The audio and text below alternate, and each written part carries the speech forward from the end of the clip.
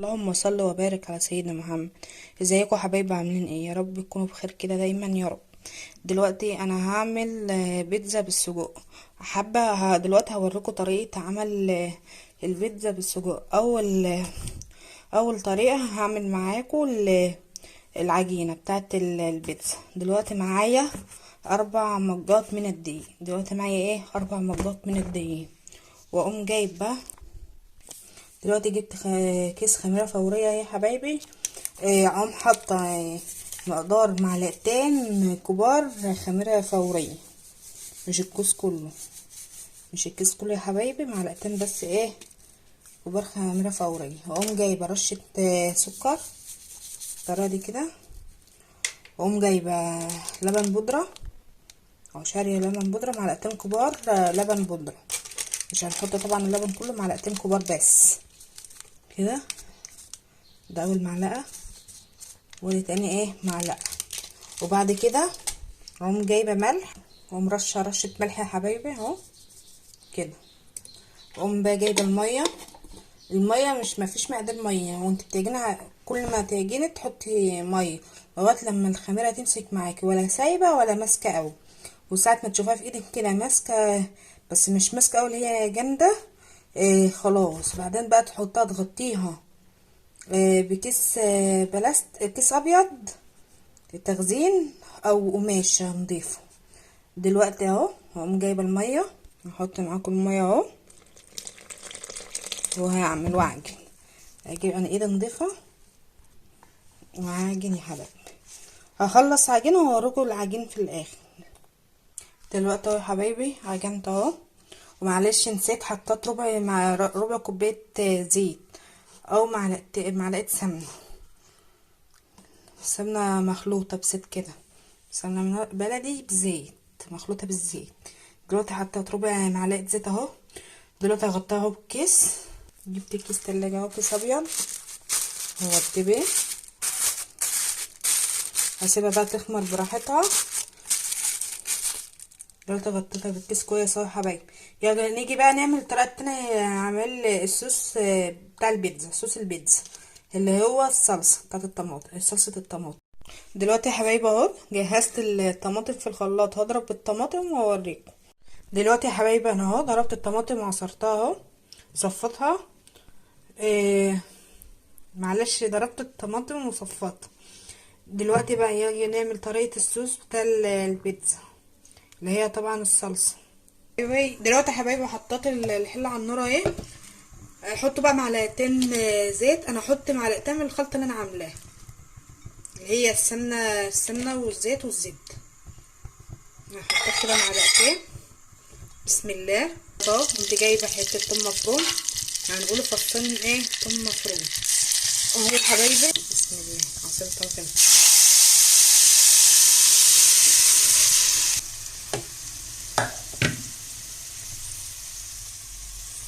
عصير طماطم اهو يا حبايبي. اقوم جايبه معلقتين صلصه، شاريه برطمان صلصه اهو، معلقتين صلصه حطاهم عشان الصوص يبقى تقيل.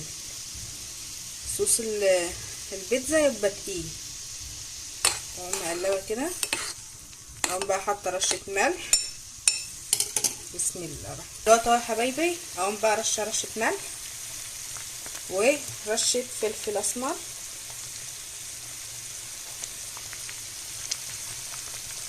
وفي ناس بيحطوا رشة زعتر، انا ما بحبش احط زعتر فحطيت دي بس. دلوقتي هسيب الصلصة تستوي. دلوقتي دي الطريقة التالتة اهي. سجق بلدي اهو. بسم الله ما شاء الله. دلوقتي انا هقطع السجق حتت بالمقص، حتت صغيرة، وهعمل كله ببعضه في اللحوق ده. انا هعمله في اللحوق، يعني هسويه في اللحوق. دلوقتي اجيب المقص واقطعه حتت. دلوقتي يا حبايبي اهو قطعته بالمقص حتت اهو. ماشي. اقوم جايبه بقى البصل مقطعه طرنشات كده رفيعه صغيره يعني. اقوم حاطه كده البصل. بسم الله. ماشي. وحبايه طماطم سلطه. بسم الله. واقوم جايبه اقطع كله ببعضه. اقوم حاطه يعني فلفل رومي. انا دلوقتي ما عنديش فلفل رومي، اقوم اقطعه قرن شطيطه، بس هي مش حاميه قوي يعني. دلوقتي قطعت اهو قرن شطيطه. عندكم فلفل رومي قطعوا 3 قرون فلفل رومي. دلوقتي انا خلصت اهو. بقى حاطه ايه؟ معلقتين زيت. انا طبعا قلت لكم انا بحط من الخلطه اللي انا عاملاها اهي. ماشي. دلوقتي انا حطيتها اهو. اقوم بقى هحطها على النار وهسيبها مع نفسها. بس استنى احط بقى التوابل الاول. التوابل برضو نفسها معلقه فلفل اسمر. انا ما بحطش اكتر من كده. في ناس بيحطوا جنزبيل وزعتر وقرفه. ما بحبش احط الكلام ده خالص. انا اخلي معايا الفلفل الاسمر والملح بيبقى طعمها حلو. في ناس بتحط حاجات تانية يعني. خلطة السجق. في ناس بيشتروا خلطة السجق وبيحطوه. انا كده حطيت كده. انا كده التوابل بتاعتها اهي كده خلصت. اقوم بقى حطها على النار. دلوقتي يا حبايبي حطيتها على النار اهو. هقلبها وهبدا عليها. بسم الله. واسيبها بقى مع نفسها. وبعد كده بقى اوريكم الايه اوريكم العجينه بقى بعد ما تخمر. وانا بعمل البيتزا بفرد العجينه وبعمل البيتزا. دلوقتي انا هبدا عليها وهسيبها. ودلوقتي يا حبايبي اهو عجينه البيتزا مرت وبقت عسل اهي. ارتفعت اهي. لما العجينه تخمر وترتفع كده اعرفي اللي هي العجينه ناجحه. بسم الله ما شاء الله. طيب يلا نعمل البيتزا. اعمل البيتزا. دلوقتي يا حبايبي جبت الصينيه اهي ودهنتها. حطيت ملعقه زيت صغيره خالص ودهنتها. هم دلوقتي جايبه حته عجينه مقرصاها على قد الصينيه واسيبها شويه عشان لما اجي افردها ما تلمش. دلوقتي اهو يا حبايبي حطيت حته على قد الصينيه عشان افردها كويس. تبقى ولا تخينه ولا رفيعه. هسيبها ربع ساعه وبعدين افردها عشان ايه تمسك مع نفسها ما تمطش يعني. عشان لما اجي افردها ما تكشش. وسبتها كده ربع ساعه وهوريكم انا بفردها. دلوقتي يا حبايبي اهو سبتها ربع ساعه. هفرد العجينه يعني ما تلزقش ولا حاجه. هفردها وبعد ما افردها هوريكم. دلوقتي يا حبايبي بسم الله ما شاء الله فردتها اهو. مسكتها فردتها اهو. بسم الله ما شاء الله متلمتش ولا حاجه. دلوقتي هنجيب الصلصه اللي هو الصوص طبعا. نقوم دهننا من صلصه كده. بسم الله.